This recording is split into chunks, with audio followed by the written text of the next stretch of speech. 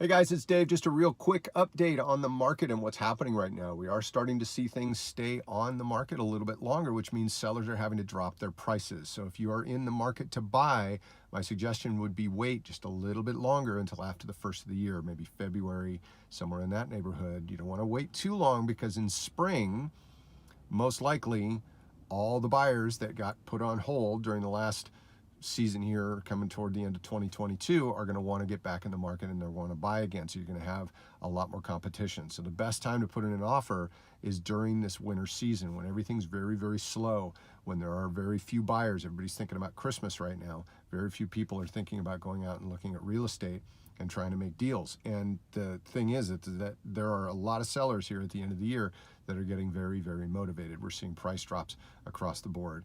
And one quick note about interest rates. A lot of buyers are sitting on the sidelines right now wondering, okay, are rates going to continue to go up? They're going to stay the same? They're going to drop? Here's the thing about rates. Obviously, they're going to be fluctuating throughout the year depending on what the Fed does. But right now, the projection is that the Fed's going to raise rates maybe another once or twice, depending on how much inflation is, and then stay there. They're going to leave them at what they call the terminal rate until they really start seeing inflation come down under that terminal rate. And most likely, we're going to be really coming into some difficult time next year, and then they're going to start cutting rates. And once they start cutting rates, then we're going to be in another feeding frenzy. All the buyers are going to come back out. So what you want to do is you want to make an offer before that happens. If you're really serious about getting into a house and you want to get into the market, you want to take advantage of this lull, this downtime.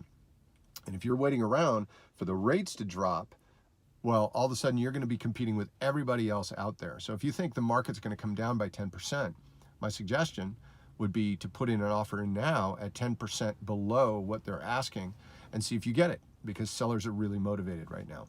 And if you wait until the market comes down 10% and maybe rates drop back to 5%, well, there's going to be the land rush again. There's going to be all these buyers trying to get back into the market, and you're going to be having to compete again. And it just comes basically down to supply and demand. It's the same old thing.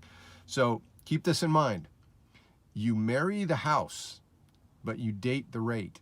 So even if you get into a house now and you get in at a decent price, maybe 10% under asking, even if the rate's a little bit higher, keep in mind that you can refinance that rate later after the Fed starts cutting rates and prices start coming down on interest rates. You can refinance. So you marry the house, you get in, you get the house, even if your rate's a little bit high right now, and then you can refi once rates come down, maybe toward the end of 2023. So just an idea for a strategy on you.